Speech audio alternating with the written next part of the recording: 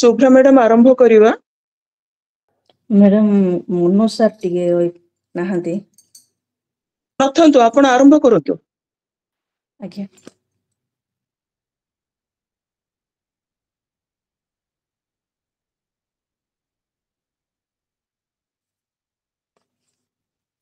आजिर ही स्वामी विवेकानंद लोक संसदर 50तम एई पाठचक्र समस्त मोर प्रणाम।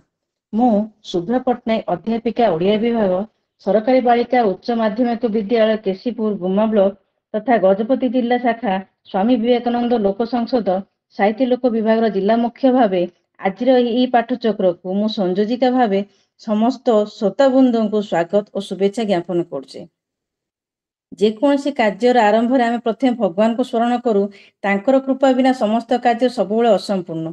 मु श्रीमती स्निग्धा मिश्र महोदया को अनुरोध करुच्ची से शुद्ध तथा स्वरयुक्त मंत्र उच्चारण करेंगे। समस्त मोर प्रणाम।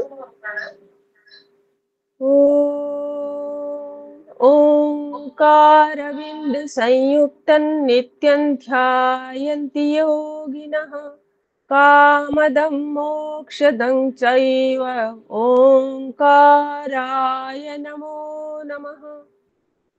हरिः ओम हरिः ओम हरिः ओम। धन्यवाद। धन्यवाद मैडम, बहुत सुंदर। बर्तमान मु स्वामी विवेकानंद लोक संसद गजपति जिला शाखार संपादक श्रीयुक्त मनोज कुमार पट्टनायक महोदय को अनुरोध करुच्ची से विवेक बाणी पाठ करिया हेबे।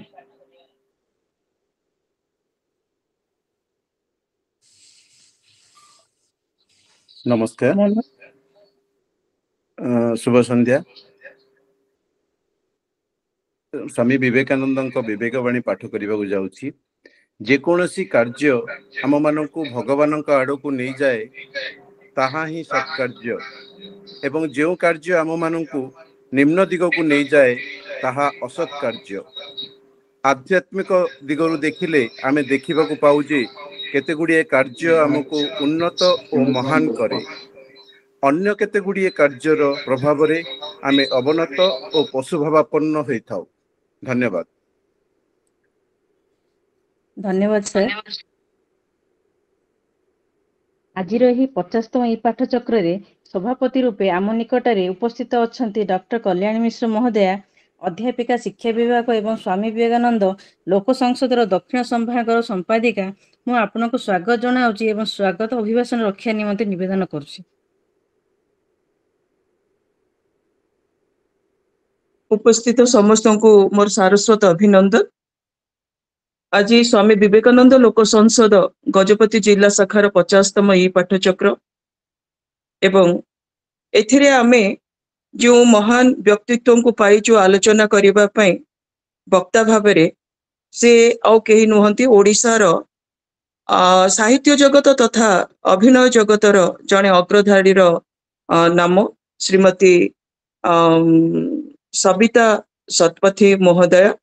सी जने कुंदुरा ब्लॉक रे कोरापुट जिल्लार कुंदुरा ब्लॉक रे उच्च प्राथमिक विद्यालय सहकारी शिक्षयित्री भाबरे अध्यापनरत, किंतु ओडिया साहित्य जगत रे एमिति कोनोसी दिग नाही जो थिरे तांकर प्रवेश नाही।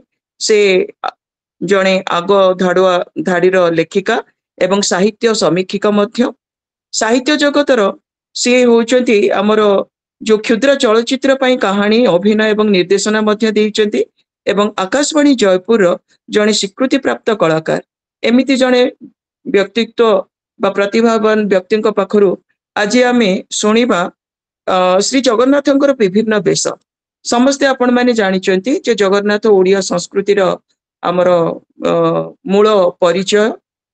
जगन्नाथ जो अच्छी रीति नीति श्रीमंदिर रे सहित ओडिया संस्कृतिर लोकाचार एवं शिष्टाचार संश्लिष्ट एवं जगन्नाथ को आदर्श करिकी आदर्श पुरुष भाव में ग्रहण करिकी 12 मास 13 यात्रा रे जो आमर जो रही विभिन्न प्रकार ऋतु परिवर्तन अनुसार बा विभिन्न मास अनुसार धार्मिक मास अनुसार उभय स्मार्त एवं वैष्णव रीति रे जो श्रीमंदिर रे महाप्रभुंकर जो वेश हुए तार मध्य आमर उत्कलीय परंपरारे जनजीवन साधारण लोकंक मध्यरे तार प्रभाव पड़िଥାଏ से विषय आज आम शुणा श्रीमती सविता डॉक्टर सविता शतपथी मु अनुरोध करुच्ची डॉक्टर सविता शतपथी तांकर वक्तव्य रखिबे। आज शीर्षक है श्री जगन्नाथंकर विभिन्न वेश। धन्यवाद समस्त को नमस्कार शुभ संध्या। स्वामी विवेकानंद लोक संसद विचारधारा विभाग गजपति शाखा 50तम ई पाठचक्र रे उपस्थित समस्त सारस्वत साधक साधिका मानकु मोर प्रणाम। डॉक्टर सविता शतपथी मैडम तो मो विषय सब परिचय दे सारी वर्तमान आरंभ करबा।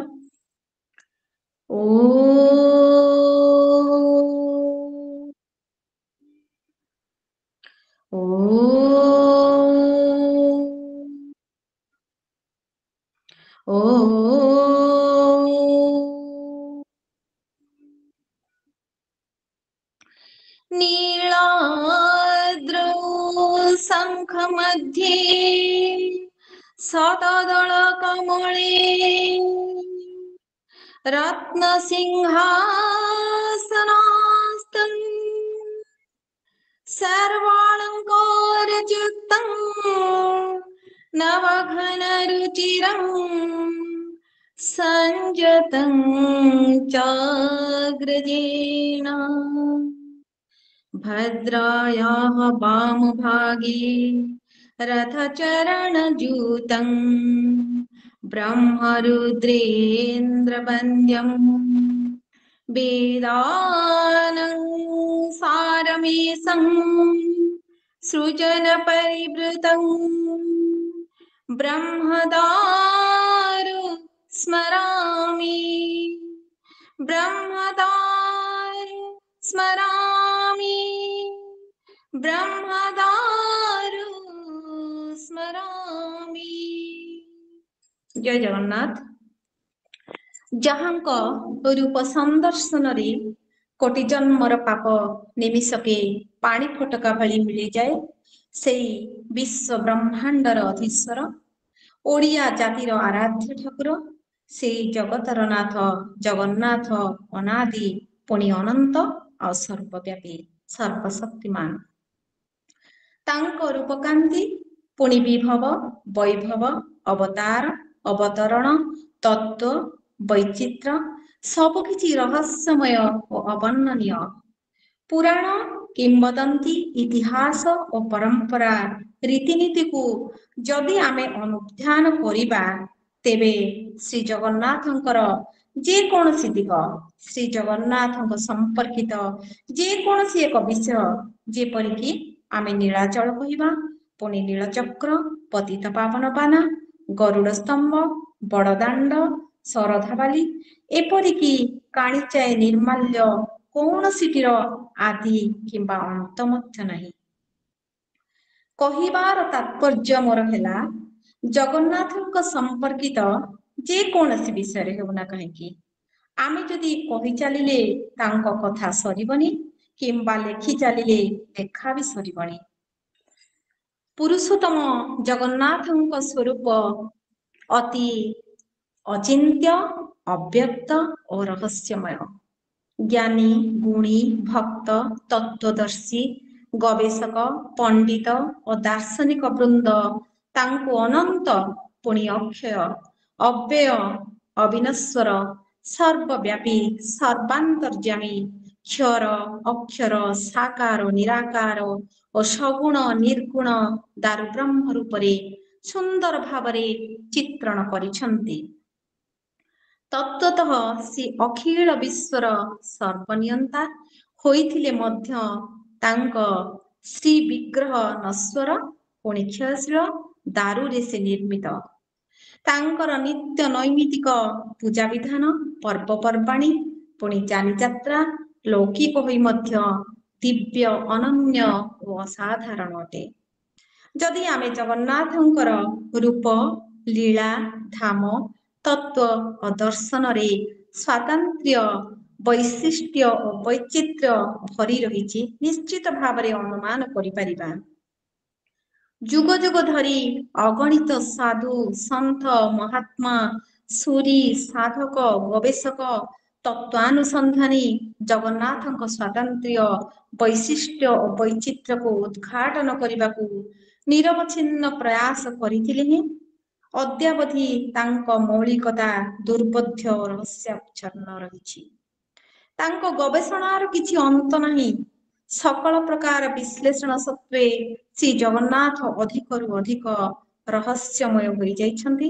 ଏଣୁ ଯଥାର୍ଥରେ କୁହାଯାଇଛି ସର୍ବ ରହସ୍ୟଂ ପୁରୁଷୋତ୍ତମସ୍ୟ ଦେବାଃ ନ ଜାନନ୍ତି କୁତଃ ମନୁଷ୍ୟାଃ। ଶ୍ରୀ ଜଗନ୍ନାଥ ହେଉଛନ୍ତି ପୂର୍ଣ୍ଣ ବ୍ରହ୍ମ ପୁରୁଷୋତ୍ତମ। ସମସ୍ତେ ତାଙ୍କର, ସେ ସମସ୍ତଙ୍କର, ଏ ଜଗତ ତାଙ୍କର ଏବଂ ସେ ମଧ୍ୟ ଏ ଜଗତର। କେତେ ସୁନ୍ଦର କଥା ଦେଖନ୍ତୁ, ଏ ଜଗତ ତାଙ୍କ ଭିତରେ ଏବଂ ସେ ଜଗତ ଭିତରେ। ଏ ମର୍ମରେ ଏକ ସୁନ୍ଦର ଭଜନଟି ମୋର ମନେ ପଡେ, ଦୁଇ ପଦ ଶୁଣେଇବାକୁ ଚାହୁଁଛି। ତୋ ଭିତରେ ମୋ ভিতরে তু তো ভিতরে মো মো ভিতরে তু তু সত হেলে তো দারু মিছ মু সত হেলে মো দেহ মিছ তু সত হেলে তো দারু মিছ মু সত হেলে মো দেহ মিছ মো নাথ ଜଗନ୍ନାଥ ତୁ। ମାନେ ଜଗନ୍ନାଥଙ୍କ ଭକ୍ତିରେ ଆମେ ଯେତେବେଳେ ପ୍ରେମାପ୍ଲୁତ ହବା, ତାଙ୍କ ଆଦର୍ଶରେ ଅନୁପ୍ରାଣିତ ହବା, ସେତେବେଳେ କେବଳ ଜଗନ୍ନାଥଙ୍କ ଉପରେ ସବୁ ସମର୍ପଣ କରିଦେବା, ତାଙ୍କୁ ଯୋଡ଼ ହସ୍ତ ଟେକିଦେବା। କାରଣ ଶ୍ରୀ ଜଗନ୍ନାଥ ପ୍ରତିମା ନୁହନ୍ତି, ସେ ହେଉଛନ୍ତି ଏକ ପ୍ରତୀକ।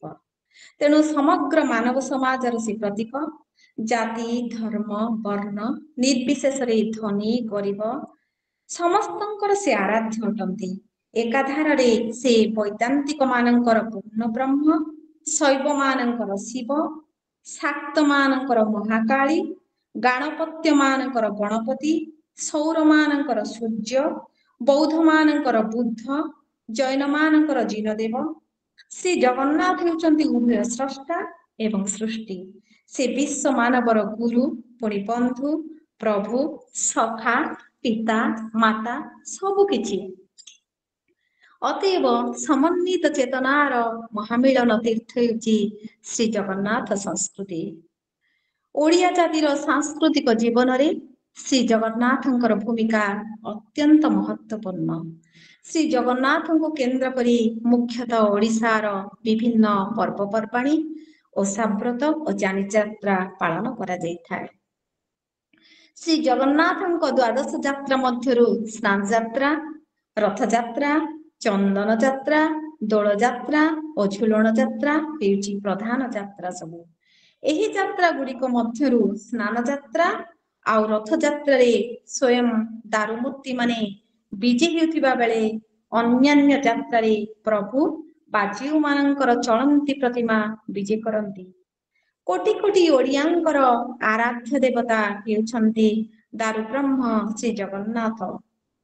ଓଡ଼ିଆଙ୍କ ଜନଜୀବନରେ, ସାମାଜିକ ଜୀବନରେ ଓ ସାଂସ୍କୃତିକ ଜୀବନରେ ଶ୍ରୀ ଜଗନ୍ନାଥଙ୍କ ରଥଯାତ୍ରା ବା ଘୋଷଯାତ୍ରାର ଭୂମିକା ଅତ୍ୟନ୍ତ ଗୁରୁତ୍ୱପୂର୍ଣ୍ଣ ଆମେ ସମସ୍ତେ ଅନୁମାନ କରିପାରିଛେ। ଜଗତର ନାଥ ଶ୍ରୀ ଜଗନ୍ନାଥ ପ୍ରଥମେ ଆଦିବାସୀଙ୍କ ଦେବତା ରୂପେ ପୂଜା ପାଇ ଆସୁଥିଲେ। ଶବରମାନେ ଗିରିକନ୍ଦର ମଧ୍ୟରେ କାହିଁ କେତେ ଯୁଗରୁ ମହାପ୍ରଭୁଙ୍କୁ ପୂଜା କରି ଆସୁଥିଲେ।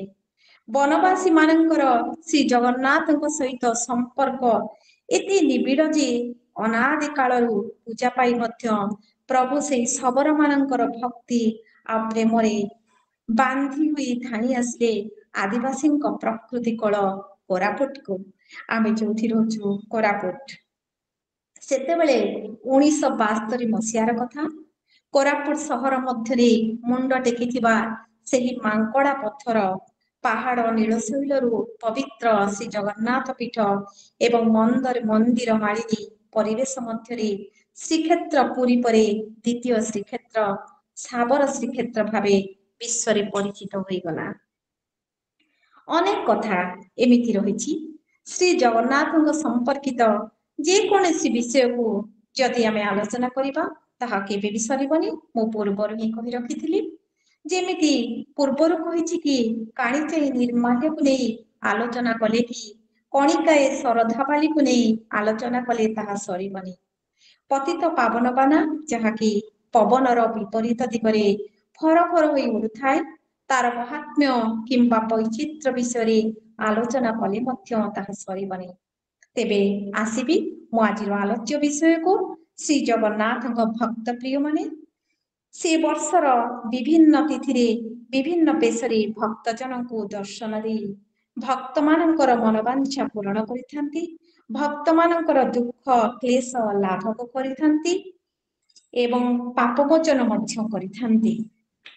ଏଣୁ ଏହି ସ୍ୱଳ୍ପ ସମୟ ସୀମା ମଧ୍ୟରେ ସ୍ୱଳ୍ପ ଶବ୍ଦରେ ମୁଁ ଜଗନ୍ନାଥଙ୍କର ବିଭିନ୍ନ ବେଶ ସମୟରେ ବର୍ଣ୍ଣନା କରିବା ମୋର ଧୃଷ୍ଟତା ମାତ୍ର। ତଥାପି ସେଇ ଲୀଳାମୟ ଶ୍ରୀ ଜଗନ୍ନାଥଙ୍କ ରୂପ ସନ୍ଦର୍ଶନ ନିମନ୍ତେ ସ୍ୱୟଂ ବ୍ରହ୍ମା, ଶିବ, ଏପରିକି ସମସ୍ତ ଦେବଗଣ, ଯକ୍ଷଗଣ, ଋଷିଗଣ, ଏପରିକି ଏ ସଚରାଚର ବିଶ୍ୱ ବ୍ରହ୍ମାଣ୍ଡର ବୃକ୍ଷଲତା, କୀଟପତଙ୍ଗ, ନର ନାରୀ, କିନ୍ନର ସମସ୍ତେ ପ୍ରତ୍ୟେକ ସମୟରେ ବ୍ୟାକୁଳ ଆଉ ତତ୍ପର ହୋଇ ଉଠନ୍ତି।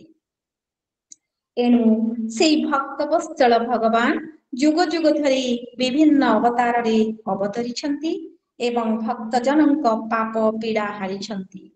ଏ କଳି ଯୁଗରେ ସେ ନୀଳାଚଳରେ ନିବାସ କରି ବିଭିନ୍ନ ତିଥିରେ ବିଭିନ୍ନ ଆକର୍ଷଣୀୟ ମନୋଲୋଭା ବେଶରେ ଭକ୍ତମାନଙ୍କୁ ଦର୍ଶନ ଦେଇ ନିଜ ଆଡ଼କୁ ଆକର୍ଷି ନେଉଛନ୍ତି।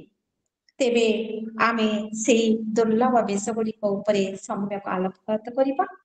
ମହାପ୍ରଭୁ ଶ୍ରୀ ଜଗନ୍ନାଥଙ୍କର ମୁଖ୍ୟ 24 ବେଶ ମଧ୍ୟରୁ ପ୍ରତିବର୍ଷ ପ୍ରାୟ 22ଟି ବେଶ ସମ୍ପନ୍ନ ହେଲା ବେଳେ ଅନ୍ୟ 2ଟି ବେଶ ବିରଳ ମୁହୂର୍ତ୍ତରେ ସମ୍ପନ୍ନ ହୋଇଥାଏ।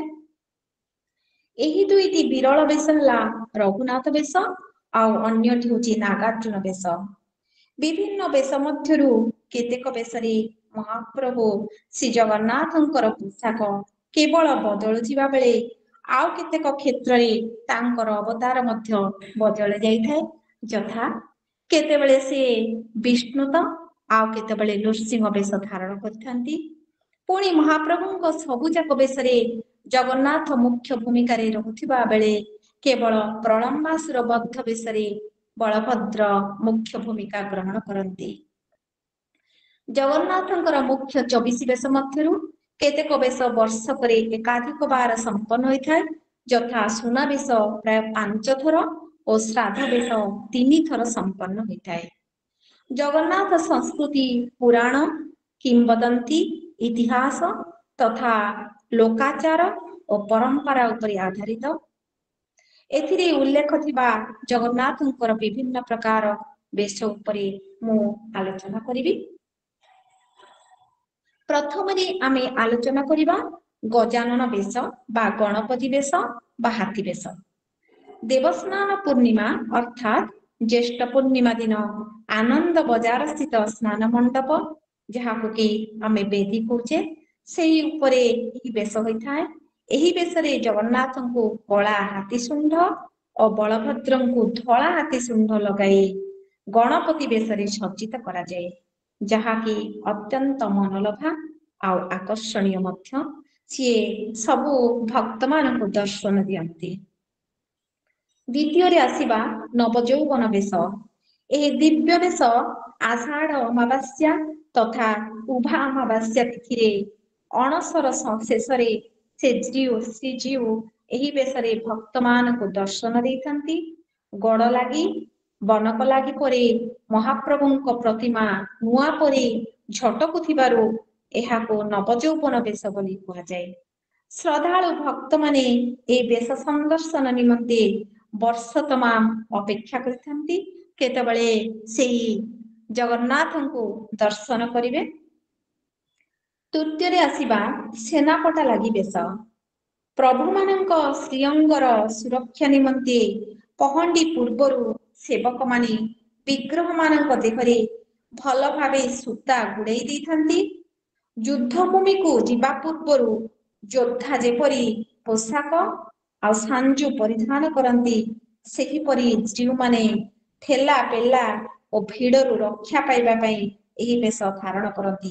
କାରଣ ସମସ୍ତେ ଜଗନ୍ନାଥଙ୍କୁ ଛୁଇଁବା ପାଇଁ ପାଖକୁ ଯାଆନ୍ତି, ତେଣୁ ତାଙ୍କର ସୁରକ୍ଷା ପାଇଁ ଠେଲା ପେଲାରୁ ରକ୍ଷା ପାଇବା ପାଇଁ ଏହି ବେଶ ଧାରଣ କରନ୍ତି।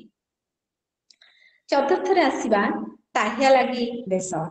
ପହଣ୍ଡି ବିଜେ ସମୟରେ ଶ୍ରୀଜୀଉମାନଙ୍କୁ ଅତି ଆକର୍ଷଣୀୟ ଟାହିଆ ଲାଗି ବେଶରେ ଦେଖିବାକୁ ମିଳେ। ଏହି ଟାହିଆ ବା ମୁକୁଟ ବେତ, ବାଉଁଶ, ସୋଲ ଆଉ ଫୁଲରେ ମଧ୍ୟ ନିର୍ମିତ ହୋଇଥାଏ। ପଞ୍ଚମରେ ଆସିବା ସୁନାବେଶ, ରାଜ ରାଜେଶ୍ୱର ବେଶ ବା ବଡ଼ ତଢାଉ ବେଶ। ମହାପ୍ରଭୁ ଶ୍ରୀ ଜଗନ୍ନାଥଙ୍କର ଏକ ବିଶେଷ ଆକର୍ଷଣୀୟ ଓ ମନଲୋଭା ବେଶ ହେଉଛି ସୁନାବେଶ ଏବଂ ଏହି ବେଶ ବେଳେ ଦିଅଙ୍କୁ ବିଭିନ୍ନ ସୁବର୍ଣ୍ଣ ଆଭୂଷଣରେ ସଜ୍ଜିତ କରାଯାଇ ପ୍ରତିବର୍ଷ ସୁନାବେଶ 5 ଥର ହୋଇଥାଏ। ଏହା ସାଧାରଣତଃ ପୌଷ ପୂର୍ଣ୍ଣିମା, ଯାହାକୁ କି ଆମେ କହୁଛେ ପୁଷ୍ୟାଭିଷେକ, ଫାଲ୍ଗୁନ ପୂର୍ଣ୍ଣିମା ଯାହାକି ଦୋଳ ପୂର୍ଣ୍ଣିମା, ହରିଶୟନ ଏକାଦଶୀ ଯାହାକି ବାହୁଡା ଏକାଦଶୀ, କାର୍ତ୍ତିକ ପୂର୍ଣ୍ଣିମା ଯାହାକି ରାଜ ରାଜେଶ୍ୱର ବେଶ ଆଉ ବିଜୟା ଦଶମୀ ଦଶହରା ଦିନ ଏହି ବେଶ ଅନୁଷ୍ଠିତ ହୋଇଥାଏ, ଯାହାକୁ କି ସୁନାବେଶ କୁହାଯାଏ। ଷଷ୍ଠରେ ଆମେ ଆସିବା ବଣଭୋଜି ବେଶ। ଏହି ଚିତାକର୍ଷକ ବେଶ ପ୍ରଭୁ ଶ୍ରୀକୃଷ୍ଣଙ୍କର ଜନ୍ମ ଉତ୍ସବ ବା ନନ୍ଦୋତ୍ସବ ପରଦିନ ଅନୁଷ୍ଠିତ ହୋଇଥାଏ। ବର୍ତ୍ତମାନ ଜନ୍ମାଷ୍ଟମୀ ଯାଇଛି। ସବରୁଣୀ ଠାରୁ କୋଳିନି ରୂପା ପିଙ୍ଗଣରେ ରଖି ମଣୋଇ ହୁଏ। ରାମକୃଷ୍ଣ ପାଲିଙ୍କିରେ ବିଜେ ହେବା ପରେ ସନ୍ଧ୍ୟା ଧୂପରେ ପୁଷ୍ପାଳକ ମାନେ ବଣଭୋଜି ବେଶ କରିଥାନ୍ତି। ଠାକୁରମାନଙ୍କୁ ପରମ୍ପରା ମୁତାବକ ପେଡାମାଳ ବି ଲାଗି କରାଯାଏ, ତାହା ହେଉଛି ବଣଭୋଜି ବେଶ। ସପ୍ତମରେ ଆମେ ଆସିବା କାଳିୟ ଦଳନ ବେଶ।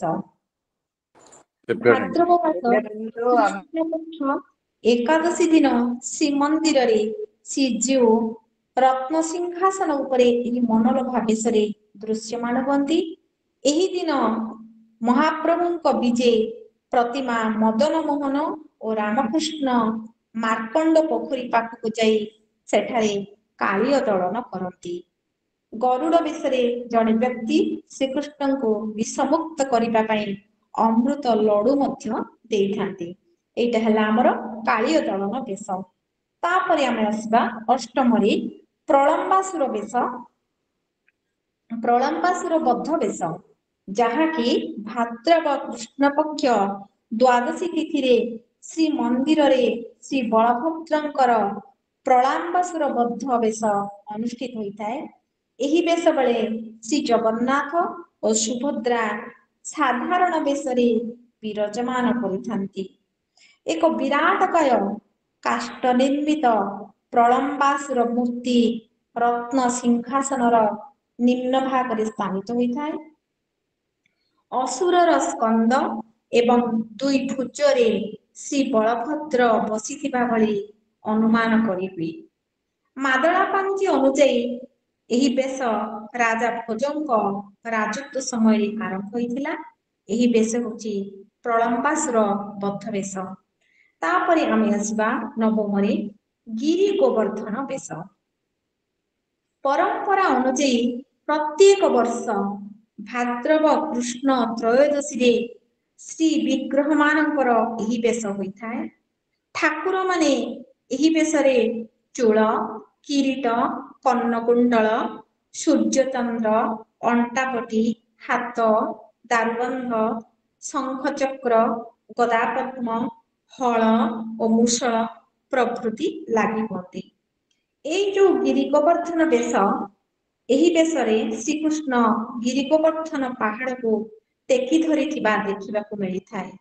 ଏହି ବେଶ ଦର୍ଶନରେ ଭକ୍ତମାନେ ପୁଣ୍ୟ ବୃଦ୍ଧି ହୁଏ ବୋଲି ଅନୁମାନ କରନ୍ତି ବା ବିଶ୍ୱାସ ମଧ୍ୟ କରାଯାଇଥାଏ। ଦଶମରେ ଆମେ ଆସିବା କୃଷ୍ଣ ବଳରାମ ବେଶ।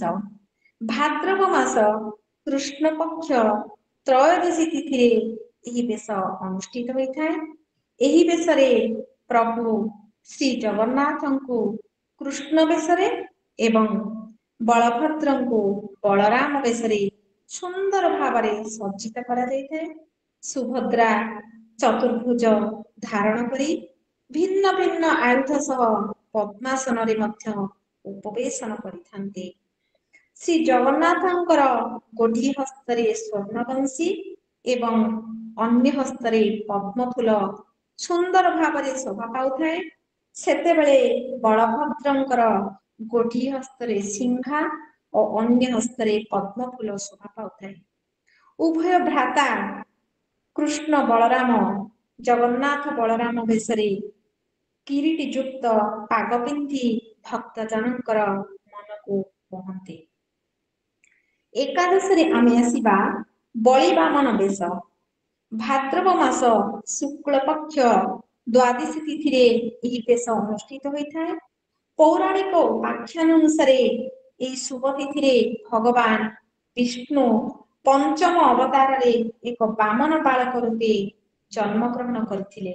ଏଣୁ ଶ୍ରୀ ଜଗନ୍ନାଥଙ୍କୁ ଏକ ଦିବ୍ୟ ବାମନ ବେଶରେ ସଜ୍ଜିତ କଲାବେଳେ ସୁଭଦ୍ରାଙ୍କୁ ସାଧାରଣ ବେଶରେ ଆଉ ବଳଭଦ୍ରଙ୍କୁ ରାଜା ବେଶରେ ଅତି ସୁନ୍ଦର ଭାବରେ ସଜ୍ଜିତ କରାଯାଇଥାଏ।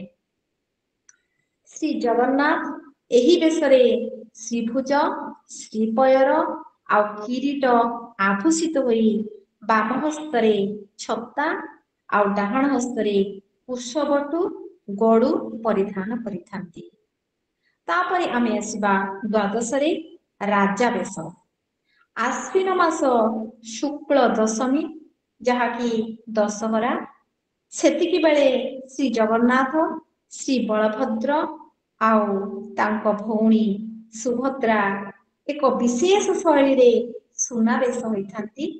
ଏହି ବେଶ ଦର୍ଶନ ଲାଗି ଲକ୍ଷ ଲକ୍ଷ ଭକ୍ତଙ୍କ ସମାଗମ ଶ୍ରୀକ୍ଷେତ୍ର ଶ୍ରୀମନ୍ଦିରରେ ହୋଇଥାଏ। ତାହାକୁ ଆମେ ସୁନ୍ଦର ରାଜା ବେଶ କହିବା। ସମସ୍ତ ଭକ୍ତ ତାଙ୍କୁ ଦର୍ଶନ କରିବାକୁ ଆସି ଶ୍ରୀମନ୍ଦିରରେ ପହଞ୍ଚି ଯାଆନ୍ତି। ତ୍ରୟୋଦଶରେ ଆମେ ଆସିବା ରାଧା ଦାମୋଦର ବେଶ। ଶ୍ରୀଜୀଉମାନଙ୍କର ଏହି ସୁନ୍ଦର ବେଶ ଆଶ୍ୱିନ ଶୁକ୍ଳ ଏକାଦଶୀ ଠାରୁ କାର୍ତ୍ତିକ ଶୁକ୍ଳ ଦଶମୀ ପର୍ଯ୍ୟନ୍ତ ଦୀର୍ଘ 1 ମାସ କାଳ ପ୍ରତ୍ୟହ ଅନୁଷ୍ଠିତ ହୋଇଥାଏ। ଏହି ରାଧା ଦାମୋଦର ବେଶ କାର୍ତ୍ତିକ ମାସରେ ବିଷ୍ଣୁଙ୍କର ନାମ ଦାମୋଦର ହୋଇଥିବାରୁ ଏହି ବେଶରେ ନାମକରଣ ରାଧା ଦାମୋଦର ବେଶ ରଖାଯାଇଛି। ଏହି ବେଶରେ ଫୁଲ ନିର୍ମିତ ଗୁଣା, ପୁଣି ଚିତା ଓ ଅଧରମାଳା ଓ ବିଭିନ୍ନ ପ୍ରକାର ସୁବର୍ଣ୍ଣ ଅଳଙ୍କାର ଠାକୁର ମାନଙ୍କୁ ଶ୍ରୀ ବିଗ୍ରହ ମାନଙ୍କୁ ଲାଗି କରାଯାଇଥାଏ। ଏହି ବେଶରେ ଦୁଇ ଭ୍ରାତା ତ୍ରିକୋଚ୍ଛ ପରିଧାନ କରିଥାନ୍ତି। ସେମିତି ଆମେ ଚତୁର୍ଦ୍ଦଶକୁ ଆସିବା ଠିଆଠିଆ ବେଶ। କାର୍ତ୍ତିକ ମାସ ଶୁକ୍ଳ ପକ୍ଷ ଏକାଦଶୀ ତିଥିରେ ମହାପ୍ରଭୁଙ୍କର ଠିଆଠିଆ ବେଶ ବା ଲକ୍ଷ୍ମୀ ନାରାୟଣ ବେଶ ରତ୍ନ ସିଂହାସନ ପରି ହୋଇଥାଏ। ଏହି ଦିନରୁ ପଞ୍ଚକ ଆରମ୍ଭ ହୋଇଥାଏ। ମସ୍ତକରେ ସୁବର୍ଣ୍ଣ ଠିଆ ଭାବରେ ଲାଗି ହୋଇଥାଏ। ପଞ୍ଚଦଶରେ ଆମେ ଆସିବା ବାଙ୍କଚୂଡା ବେଶ। କାର୍ତ୍ତିକ ମାସ ଶୁକ୍ଳ ପକ୍ଷ ଏକାଦଶୀ ତିଥିରେ ମହାପ୍ରଭୁଙ୍କର ଏହି ସୁନ୍ଦର ଠିଆଠିଆ ବେଶ ବା ଲକ୍ଷ୍ମୀ ନାରାୟଣ ବେଶ ରତ୍ନ ସିଂହାସନ ପରି ହୋଇଥାଏ। ଭକ୍ତମାନେ ଧାଡ଼ି ବାନ୍ଧି ଏହି ଠିଆଠିଆ ବେଶ ଦେଖିବା ପାଇଁ ଶ୍ରୀମନ୍ଦିରକୁ ଆସିଥାନ୍ତି। ଏହି ଦିନରୁ ପଞ୍ଚକ ଆରମ୍ଭ ହୋଇଥାଏ। କାର୍ତ୍ତିକ ମାସର ମସ୍ତକରେ ସୁବର୍ଣ୍ଣ ଠିଆ ଭାବରେ ଭଗବାନଙ୍କୁ ଲାଗି ହୋଇଥାଏ। ପଞ୍ଚଦଶରେ ଆସିବା ବାଙ୍କଚୂଡା ବେଶ। କାର୍ତ୍ତିକ ମାସର ପଞ୍ଚୁକ ମଧ୍ୟରେ ପଡୁଥିବା ଶୁକ୍ଳ ଦ୍ୱାଦଶୀ ତିଥିରେ ରତ୍ନ ସିଂହାସନରେ ଶ୍ରୀଜୀଉଙ୍କର ଏହି ବେଶ ଅନୁଷ୍ଠିତ ହୁଏ।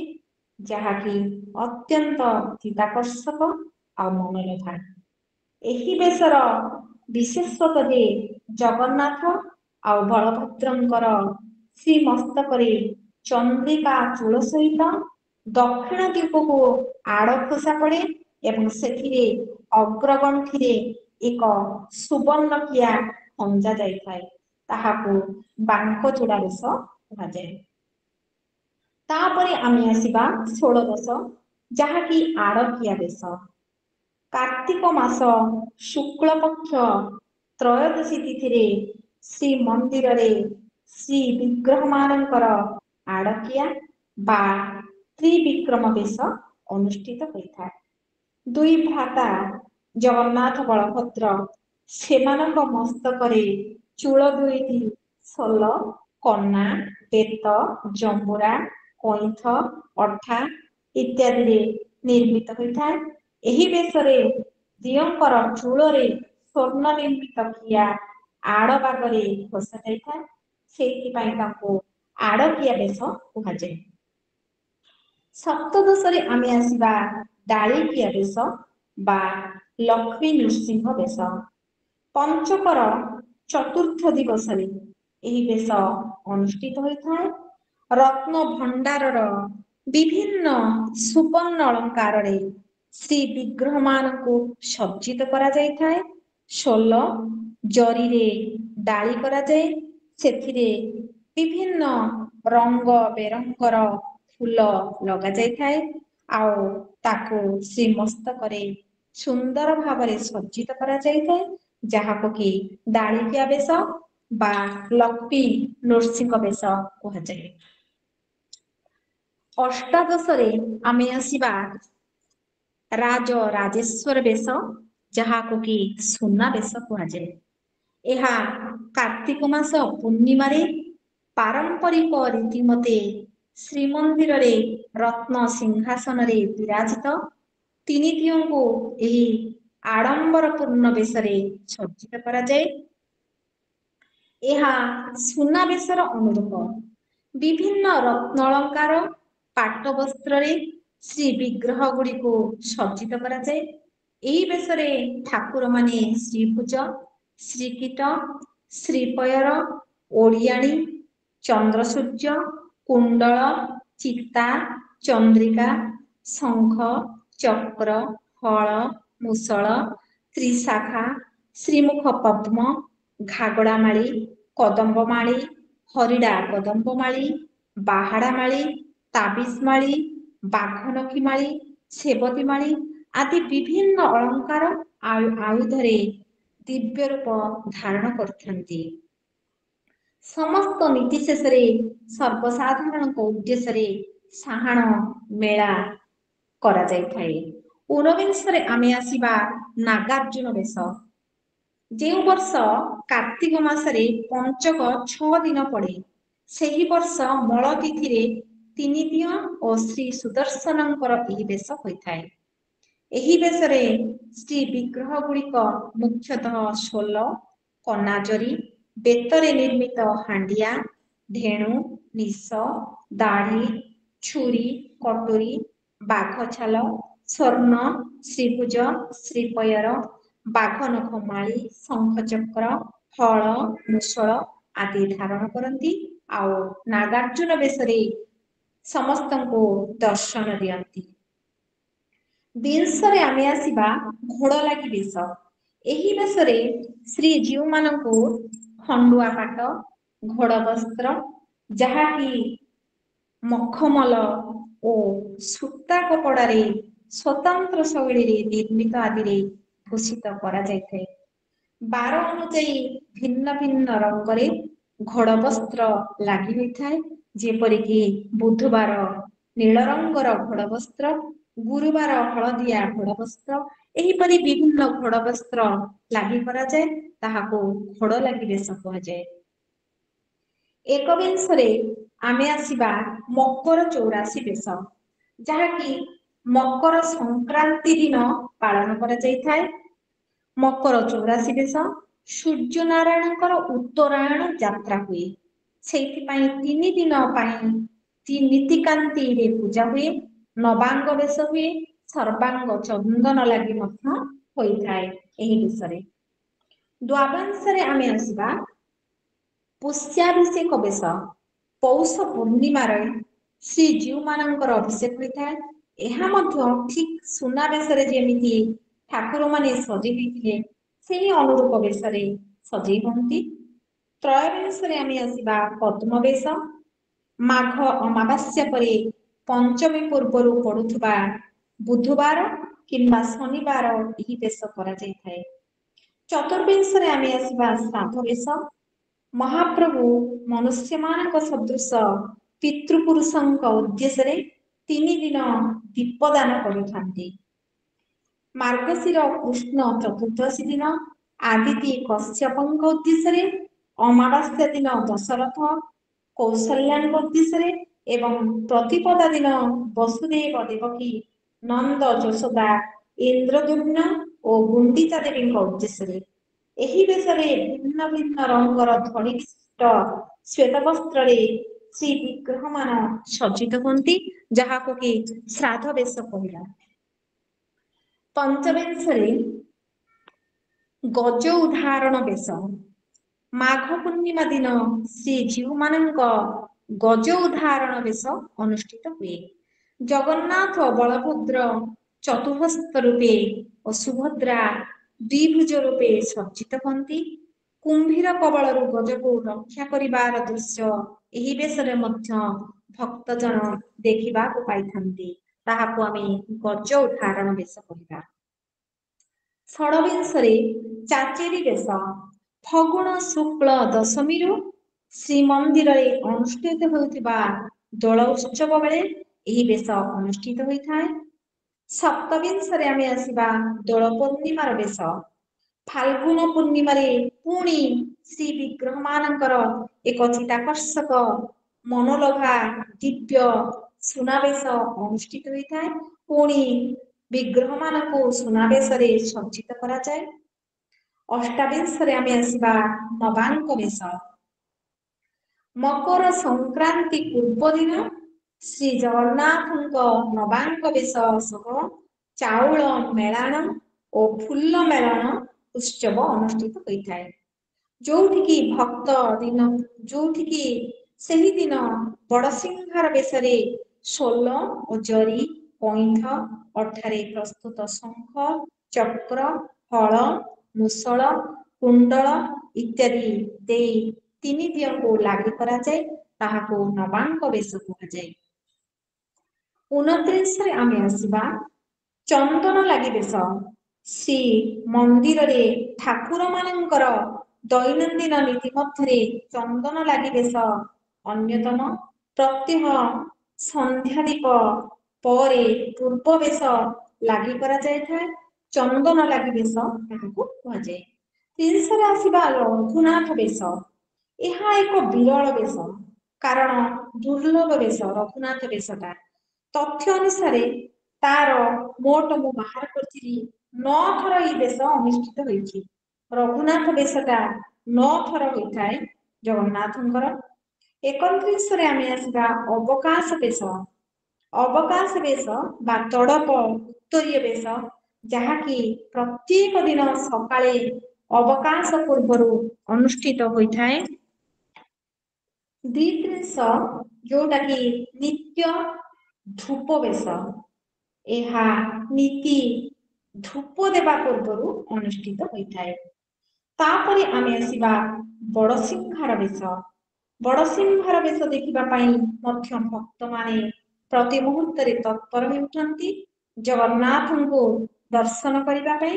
ବହୁ ପ୍ରାଚୀନ କାଳରୁ ଠାକୁରମାନେ ଦୈନନ୍ଦିନ ପ୍ରଥମେ ବସ୍ତ୍ର ଶୃଙ୍ଗାର, ଦ୍ୱିତୀୟରେ ଭୂଷଣ ଶୃଙ୍ଗାର ଆଉ ଶୟନ କାଳରେ ପୁଷ୍ପ ଶୃଙ୍ଗାରରେ ସୁନ୍ଦର ଭାବରେ ଭୂଷିତ ହୋଇଥାନ୍ତି। ଏଇ ଯୋଉ ବଡ଼ସିଂହାର ବେଶ କଥା ମୁଁ କହିଲି, ଭକ୍ତମାନେ ଆସି ଜଗନ୍ନାଥଙ୍କୁ ବଡ଼ସିଂହାର ବେଶରେ ଦର୍ଶନ କରନ୍ତି। ବଡ଼ସିଂହାର ବେଶ ହେଉଛି ଏକ ପୁଷ୍ପ ବେଶ। ବିଭିନ୍ନ ପ୍ରକାର ପୁଷ୍ପରେ ସଜ୍ଜିତ କରିଥାନ୍ତି। ପୁଷ୍ପର ମାଳା ମଧ୍ୟ ପରିଧାନ କରିଥାନ୍ତି। ଚତୁର୍ବିଂଶରେ ଆମେ ଆସିବା ହରିହର ବେଶ, ଯୋଉଠିକି ହରିହର ବେଶ ଶ୍ରୀ ବଳଭଦ୍ରଙ୍କର ଏକ ଉଚ୍ଚ କୋଟିର ଏକ ବିଶେଷ ବେଶ ହରିହର ବେଶ। ଆମେ ହରିହର ଭେଟ କହୁଛେ ଯେମିତି, ସେମିତି ଦୀପାବଳି ଅମାବାସ୍ୟା ଠାରୁ ପ୍ରାୟ କାର୍ତ୍ତିକ ପୂର୍ଣ୍ଣିମା ମଧ୍ୟରେ ଏହି ବେଶ ଅନୁଷ୍ଠିତ ହୋଇଥାଏ। ଆଉ ପ୍ରତ୍ୟେକ ସୋମବାର ଦିନ ଅବକାଶ ଠାରୁ ପ୍ରାୟ ବାଳ ଥୋପ ପର୍ଯ୍ୟନ୍ତ ଏହି ବେଶ କରାଯାଏ।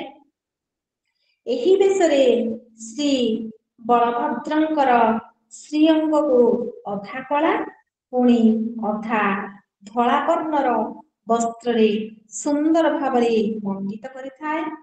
ସାରା ବିଶ୍ୱର, ସାରା ଦେଶର, ସାରା ଗ୍ରାମରେ ଜଗନ୍ନାଥ ମନ୍ଦିରକୁ ଦର୍ଶନ କରିବା ପାଇଁ ଭକ୍ତମାନଙ୍କର ଭିଡ଼ ଜମେ ଯେ ଆମେ ସମସ୍ତେ ହରିହର ବେଶକୁ ଦର୍ଶନ କରିବୁ। ସବୁ ଭକ୍ତମାନେ ହରିହର ବେଶ ଶ୍ରୀ ବଳଭଦ୍ରଙ୍କର ସେହି ସୁନ୍ଦର ବେଶକୁ ଦର୍ଶନ କରିଥାନ୍ତି।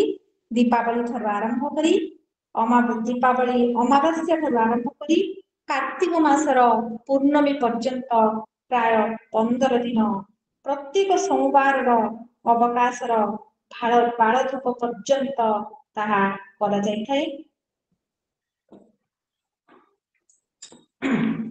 ଶ୍ରୀମନ୍ଦିରରେ ଶ୍ରୀଜୀଉମାନଙ୍କର ଏହିପରି ବିଭିନ୍ନ ପୋଷାକରେ ବିଭିନ୍ନ ବେଶରେ ଭକ୍ତଙ୍କୁ ଜଗନ୍ନାଥ ଦର୍ଶନ ଦେଇଥାନ୍ତି। ଜଗନ୍ନାଥଙ୍କ ରୂପ ଅନନ୍ୟ। ତାଙ୍କ ସମ୍ପର୍କିତ କୌଣସି ବିଷୟକୁ ଆମେ ଆଲୋଚନା କଲେ ତାହା ଦିନ ଯୁଗ ସରିଯିବ, କିନ୍ତୁ ଜଗନ୍ନାଥଙ୍କର ବର୍ଣ୍ଣନା ବା ଜଗନ୍ନାଥଙ୍କ ବିଷୟରେ ଆମେ ବର୍ଣ୍ଣନା କରି ତାହା ସାରିପାରିବା ନାହିଁ। ତାଙ୍କର ବେଶ ଅବର୍ଣ୍ଣନୀୟ।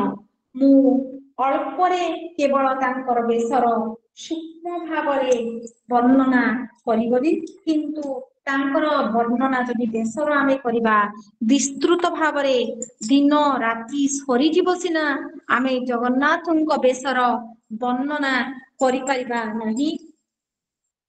ଏହିପରି ଭାବରେ ଶ୍ରୀମନ୍ଦିରରେ ଶ୍ରୀମାନଙ୍କର ବେଶ ସମ୍ପର୍କରେ ବିଭିନ୍ନ ପୁରାଣ, ଶାସ୍ତ୍ର, କିମ୍ବଦନ୍ତୀ, ଇତିହାସରେ ବର୍ଣ୍ଣିତ ହୋଇଛି। ଜଗନ୍ନାଥ ସଂସ୍କୃତି ଆଉ ପରମ୍ପରା ଆମେ ଯଦି ଅନୁଶୀଳନ କରିବା, ଏହା ବହୁତ ଅସୀମ ଆଉ ଅବର୍ଣ୍ଣନୀୟ ମଧ୍ୟ।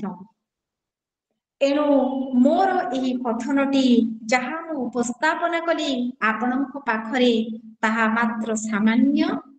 ସେ ଯାହା ହଉ, ଶ୍ରୀଜୀଉମାନଙ୍କର ପ୍ରତ୍ୟେକଟି ଦେଶର ସ୍ୱତନ୍ତ୍ର ଆକର୍ଷଣ ରହୁଛି। ପ୍ରତ୍ୟେକଟି ଆକର୍ଷଣ ବେଶ ଜଗନ୍ନାଥଙ୍କ ଦର୍ଶନ କରି ଭକ୍ତ ଜନମନ ଆଗ୍ରହଣ କରନ୍ତି। ଶ୍ରଦ୍ଧାଳୁମାନଙ୍କୁ ସଦାସର୍ବଦା ଶ୍ରୀକ୍ଷେତ୍ର ଆଡ଼କୁ ଆକର୍ଷିତ କରନ୍ତି ଜଗନ୍ନାଥ।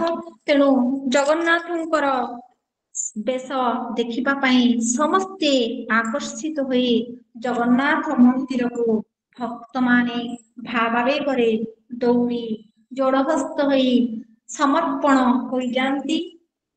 ପ୍ରତ୍ୟେକଟି ବେଶ ଭକ୍ତଜନଙ୍କୁ, ଶ୍ରଦ୍ଧାଳୁମାନଙ୍କୁ ସଦାସର୍ବଦା ଶ୍ରୀକ୍ଷେତ୍ର ଆଡ଼କୁ ଆକର୍ଷିତ କରେ।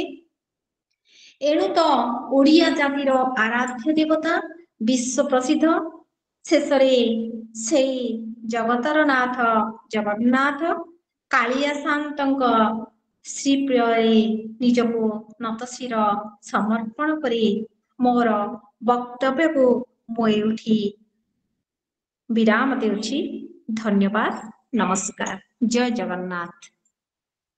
ବହୁତ ବହୁତ ଧନ୍ୟବାଦ ମ୍ୟାଡାମ। ଆପଣ ବହୁତ ସୁନ୍ଦର ଭାବେ ଜଗନ୍ନାଥଙ୍କର ବେଶ ଗୁଡାକ ବର୍ଣ୍ଣନା କରିଛନ୍ତି, ଯାହାକି ଆମେ ଯାହା ବି ଜାଣିନଥିଲୁ ତାହା ତ ଜାଣିବାକୁ ବି କିଛି କିଛି ପାଇଲୁ। ବହୁତ ଆପଣ ତଥ୍ୟ ସଂଗ୍ରହ କରିଛନ୍ତି, ଆ ଉପରେ ବହୁତ ଗବେଷଣା ବି କରିଛନ୍ତି, ଯାହା ଯୋଗୁଁ ବହୁତ ଗୁଡ଼ିଏ ତଥ୍ୟ ଆମକୁ ମିଳିଲା। मुझे जगन्नाथ होउचंती जगतनाथ जगन्नाथ जार आदि नाही अंत नाही ଯାହାକୁ ଆମେ ତାଙ୍କ ବିଷୟରେ ଆମେ ଆଉ କଣ କହିପାରିବା ତାଙ୍କୁ ଆମେ ଆଉ କିଛି ବି କହିପାରିବାନି ସେ ଯାହା ବି ତାଙ୍କ ପାଇଁ ଆମେ ବର୍ଣ୍ଣନା କଲେ ଦିନ ରାତି ସରିଗଲେ ବି ଆମେ ତାଙ୍କର ବର୍ଣ୍ଣନା କରିବା ବହୁତ ଅସମ୍ଭବ ଆପଣ ଯାହା ବି ଯେତିକି ବି କହିଛନ୍ତି ବହୁତ ବହୁତ ଧନ୍ୟବାଦ ବର୍ତ୍ତମାନ ପ୍ରଶ୍ନୋତ୍ତର କାର୍ଯ୍ୟକ୍ରମରେ କାହାର ଯଦି କୌଣସି ପ୍ରଶ୍ନ ପଚାରି ଅଛି ଆପଣ ସବିତା ମ୍ୟାଡାମଙ୍କୁ ପଚାରି ପାରିବେ नमस्कार मैम मोर गोटे क्वेश्चन थिला कि जेतेबेले देवता मानकर वस्त्र चेंज होची समस्त जानिचंती कि ब्राह्मण माने चेंज करंती किंतु आदिशक्ति हेले भी सुभद्रा लक्ष्मी कौनसी भी देवी कहीं स्त्री लोक मान रहना खाली पुरुष केमती वस्त्र चेंज करूचंती सेटा मते जानियार थिला ସେଇଟା ହଉଛି ଆମର ଭଗବାନଙ୍କ ପାଇଁ ଆମର ସଂସ୍କୃତି ଆଉ ପରମ୍ପରା ଯାହା ଯୁଗ ଯୁଗ ଧରିକି ଚାଲିଛି ତାହା ହିଁ ଚାଲିଛି ତେଣୁ ପୁରୁଷ ପାଇଁ ପୁରୁଷ ଆଉ ମହିଳା ବିଗ୍ରହ ମାନଙ୍କ ପାଇଁ ମହିଳା ରହିବାର ନାହିଁ ସେଇଟା ଆମର ସଂସ୍କୃତି ହିଁ ଚାଲିଛି ଯୁଗ ଯୁଗରୁ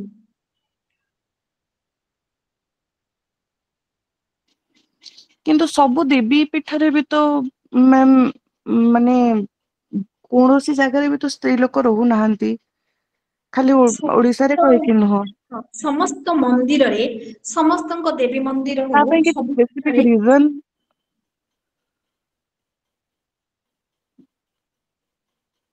ତା ପାଇଁ କିଛି ମନ୍ଦିରରେ ସ୍ପେସିଫିକ ରିଜନ ଅଛି କି ମ୍ୟାମ୍ ହ୍ୟାଲୋ ତା ପାଇଁ କିଛି ମାନେ ରିଜନ ଅଛି କି ସେଇଟା ତାଙ୍କର ସଂସ୍କୃତି ତାଙ୍କର ପରମ୍ପରା ଯାହା ସଂସ୍କୃତି ଆଉ ପରମ୍ପରା ଅଛି ତାହା ହିଁ ସେ ନୀତି ନିୟମ ଅନୁସାରେ ହଉଛି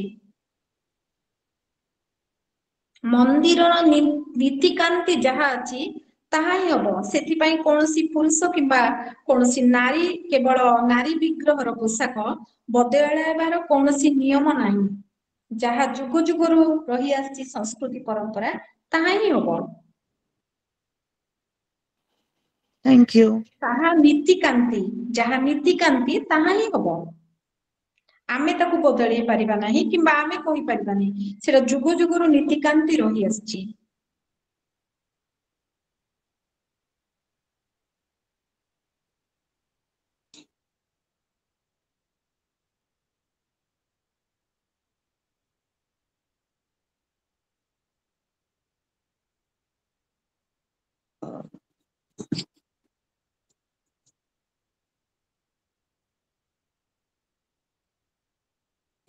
ଅନ୍ୟ ଏବେ କାହାର କିଛି ପ୍ରଶ୍ନ ଅଛି ଅନ୍ୟ କାହାର କିଛି ପ୍ରଶ୍ନ ଅଛି ଆପଣମାନେ ପଚାରି ପାରିବେ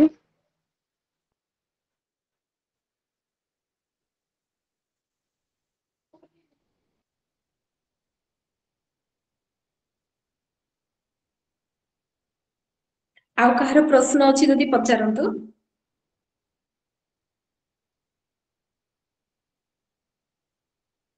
ଠିକ ଅଛି ଆଗକୁ ବଢିବା ଶୁଭ୍ରା ଆଜ୍ଞା ଯାହା ହଉ ଆଜିର ଯାହା ଥିଲା ଆମର ଆଲୋଚନା ବିଷୟ ସମସ୍ତେ ଜାଣିଲେ ବୁଝିଲେ ଆଉ ବହୁତ ଗୁଡେ ଜ୍ଞାନ ବି ଆମେ ପାଇଲୁ ମୁଁ ଧନ୍ୟବାଦ ଦେବି ସବିତା ମ୍ୟାଡାମଙ୍କୁ ବର୍ତ୍ତମାନ ମୁଁ ସଭାପତି ଡକ୍ଟର କଲ୍ୟାଣୀ ମିଶ୍ର ମ୍ୟାଡାମଙ୍କୁ ଅନୁରୋଧ କରୁଛି ସେ ସମାପ୍ତ ଟିପ୍ପଣୀ ପ୍ରଦାନ କରିବା ପୁଣି ଆଉଥରେ ସମସ୍ତଙ୍କୁ ନମସ୍କାର ଏବଂ ପୁନର୍ବାର ସବିତା ମ୍ୟାଡମଙ୍କୁ ମଧ୍ୟ ଧନ୍ୟବାଦ ଜଣେଇବି ବହୁତ ସୁନ୍ଦର ଭାବରେ ଆଜି ଆପଣ ଆପଣଙ୍କର ବକ୍ତବ୍ୟ ରଖିଲେ ଜଗନ୍ନାଥଙ୍କର ବିଭିନ୍ନ ବେଶ ଆଉ ପ୍ରାରମ୍ଭରେ କେଡେ ସୁନ୍ଦର ଆପଣ ଜଗନ୍ନାଥ ସଂସ୍କୃତି ଏବଂ ଜଗନ୍ନାଥଙ୍କର ସ୍ଥିତିକୁ ନେଇକି ଆଲୋଚନା କଲେ ଯୋଉଟା କି ନିଶ୍ଚିତ ଭାବରେ ଗବେଷଣା ଧର୍ମୀ ବୋଲି କହିବୁ ଆଉ ଯୋଉ ପାଖାପାଖି 30ଟା ଅନ୍ୟୁନ୍ୟ 30ଟା ବେଶ ମଧ୍ୟରୁ ଆପଣ ଏତେ ସୁନ୍ଦର ଆଲୋଚନା କଲେ ଯେ ଜଗନ୍ନାଥଙ୍କର ଯୋଉ ଲୌକିକ ଆଚାର ଅଛି ପାରମ୍ପରିକ ରୀତିରେ ଏବଂ ବହୁତ ପୁରୁଣା ଯୁଗରୁ ଯୁଗ ଯୁଗ ଧରି ଯୋଉଟା ରହି ଆସିଛି ଜଗନ୍ନାଥଙ୍କର ସୁନା ଅଳଙ୍କାର ସହିତ ତାଙ୍କର ଯୋଉ ବେଶ ଗୁଡିକ ହୁଏ ସେ ତ ମଣିମୁକ୍ତା ସହିତ ସାଧାରଣ ଯୋଉ ଦୁବ ଫୁଲ ପତ୍ର ସୋଲ ବାଉଁଶ ତାଙ୍କର ଯୋଉ ଟାହିଆ ହଉଛି ଏବଂ ଏଥିରେ ମଧ୍ୟ ତାଙ୍କର ବିଭିନ୍ନ ବେଶ ହଉଛି ଆମେ ଜାଣିଲୁ ଏବଂ ତା ଭିତରେ ଯୋଉ ବହୁତ ଭଲ ଲାଗିଲା जोटा आपणकर तांकर पहंडी समय जो बेश जोटा कि आमे तांको से जो जोधा सांचो जोधा पिंधिकी सांचो पिंधिकी जोटा जाती तांकर बेशटा पहंडी समय रथ यात्रा समय सुंदर सेटा भल लगिला छेना पका लगे आउ गुड़ाए उच्चारण आमे स्पष्ट शुणी न पारिले ताको आमे विभिन्न प्रकार माने विकृत बेश माने विकृत उच्चारण करू जोटा कि अनेक गुड़िए बेश आज स्पष्ट आपण कले कहीं हुए केमिति हुए विभिन्न तिथि रे 12 मास 13 पर्व एवं तांकर नित्य नैमित्त जोटा रही नीतिदिनिया नीतिदिन बड़ सिंगार बेश सकाळ धूप पर्यंत बड़ सिंगार बेश पर्यंत बहुत सुंदर आलोचना होता एवं निश्चिंत भाव में आपण को आउ थे स्वागत करुचु मैडम आपणकर आलोचना समस्त मन को पाई से आज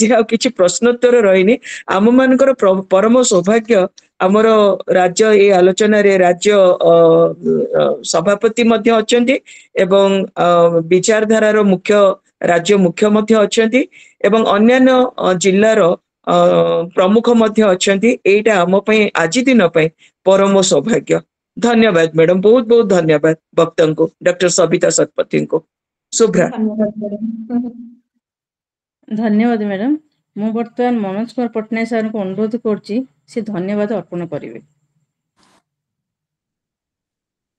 पुणी थरे स्वागत जनाई आगु को बढ़िबा को जाउची तो एते सुंदर काम कार्य आभासी कार्यक्रमटी हाथ को निया जाइथिला गजपति जिला तरफरु सेथिरे आलोचिका डॉक्टर सविता शतपथी महोदया जी की अति सुंदर स्वर सहित आकाशवाणी प्रसारण भली प्रसारित करथिले तांकर सेही जगन्नाथंकर वेश गुडी को सेइथिपई तांकर जो समय देइथिले हमको एति सुंदर वक्तव्य रखथिले तो सेइथिपई तांको अशेष अशेष धन्यवाद।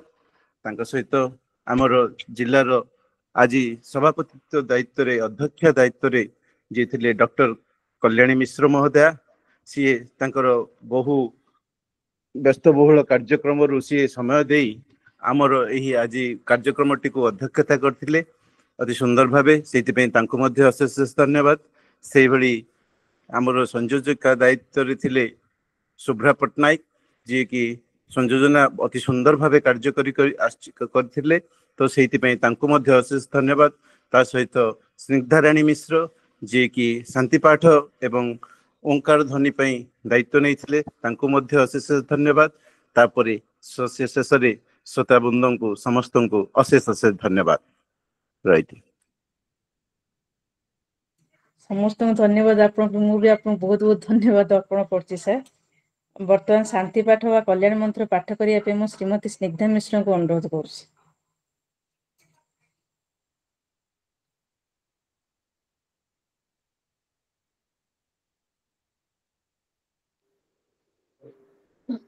ॐ सर्वे भवन्तु सुखिनः सर्वे सन्तु निरामयाः सर्वे भद्राणि पश्यन्तु मा कश्चित् दुःखभाग् भवेत्।